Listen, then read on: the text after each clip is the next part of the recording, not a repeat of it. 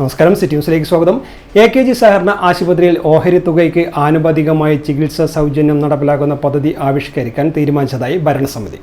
ഉടമകൾക്കും ആശ്രിതർക്കും OP മുതൽ സൗജന്യ ആനുകൂല്യങ്ങൾ വരെ ഈ പദ്ധതിയിൽ നടപ്പിലാക്കും. ഓഗസ്റ്റ് 4-ന് സഹകരണ വകുപ്പ് മന്ത്രി VN വാസവൻ പദ്ധതി ഉദ്ഘാടനം ചെയ്യുമെന്നും ബന്ധപ്പെട്ടവർ വാർത്താ സമ്മേളനത്തിൽ അറിയിച്ചു.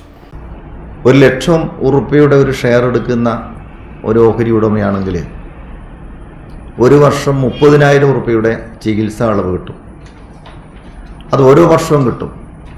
ഒരു വർഷം ചികിത്സ എടുത്തു എന്നുള്ളതുകൊണ്ട് അടുത്ത വർഷം കിട്ടാതിരിക്കില്ല. 3 വർഷമാണ് നമ്മുടെ ഈ ചികിത്സാ പദ്ധതിയുടെ കാലാവധി. അപ്പോൾ 3 വർഷവും 30,000 രൂപയുടെ ചികിത്സ സൗജന്യമായി അവർക്ക് ലഭിക്കും. ഇനി ഏതെങ്കിലും ഒരു പേഷ്യൻറ്റിനെ മറ്റൊരു ഹോസ്പിറ്റലിലേക്ക് റെഫർ ചെയ്യുകയാണെങ്കിൽ അവർക്ക് റീഇംബേഴ്സ്മെൻറ്റ് ചെയ്യാനുള്ള സൗകര്യമുണ്ട്.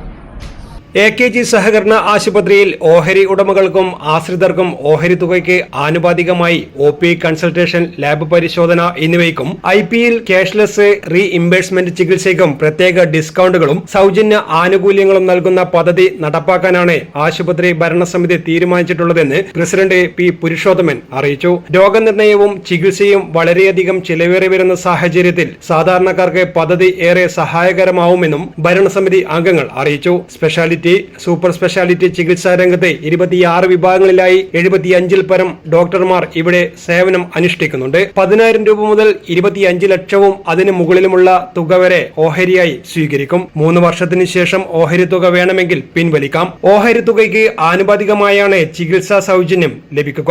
100 കോടി രൂപയാണ് ഷെയർ വഴി സമാഹരിക്കാൻ ഭരണസമിതി ലക്ഷ്യമിടുന്നത്. വാർത്താ സമ്മേളനത്തിൽ president P. Purushothaman, vice president KN Mohanan Nambiar, secretary K. Vikas, medical director doctor Balakrishnan Poduval തുടങ്ങിയവർ പങ്കെടുത്തു. News desk, city news. കൂടുതൽ വാർത്തകൾ അറിയാൻ സിറ്റി ചാനൽ വാട്സ്ആപ്പ് ഗ്രൂപ്പിൽ ജോയിൻ ചെയ്യുക. ഒപ്പം YouTube ചാനൽ സന്ദർശിക്കുക. വാർത്തയുടെ അവസാനിക്കുന്നില്ല. മറ്റൊരു വാർത്തയുമായി വീണ്ടും കാണാം. നമസ്കാരം.